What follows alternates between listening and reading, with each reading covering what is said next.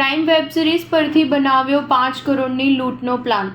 બિહારના Reliance જ્વેલર્સમાંથી 10 kilo સોનું અને આઈપીએલ ક્રિકેટરના પિતાને લૂંટી ભાગેલા આરોપીઓ સુરતથી ઝડપાયા। બિહાર રાજ્યના સમસ્તીપુર જિલ્લાના મુફસ્સિલ પોલીસ મથકની હદમાં આવેલા રિલાયન્સ જ્વેલર્સમાં ગત તારીખ 08 ફેબ્રુઆરી 2024ના રાત્રે 8 વાગે 8 જેટલા ઈસમો બંદૂક જેવા હથિયાર સાથે રિલાયન્સ જ્વેલર્સમાં ઘૂસી ગયા હતા અને તમામ માણસોને બંધક બનાવ્યા હતા।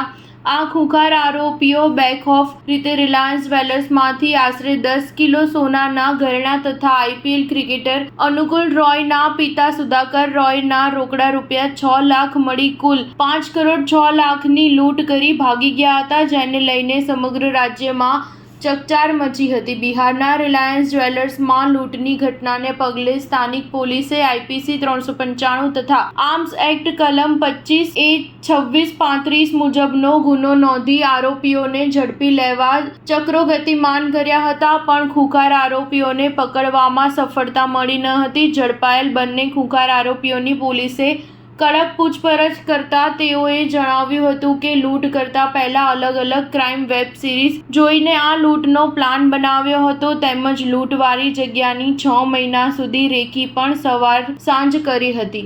ત્યારબાદ આ ધાડ લૂંટની ઘટનાને અંજામ આપ્યો હતો। લૂંટ કર્યા બાદ એક કારમાં લૂંટનો તમામ મુદ્દામાલ તથા લૂંટના ઉપયોગમાં લેવાયેલ હથિયારો સંતાડી દેશના અલગ અલગ રાજ્યમાં લૂંટ કરનાર માણસો ચાલ્યા ગયા હતા। 15 દિવસથી વધુ કોઈપણ જગ્યાએ રોકાણ કરતા ન હતા અને બીજા વોન્ટેડ આરોપીઓ સાથે સિમ કાર્ડ વગરના ફોનમાં ઝીંગી નામના એપથી કોન્ટેક્ટ કરતા હતા। સ્ટાર ન્યૂઝ 7 હંમેશા સચ્ચાઈની સાથે।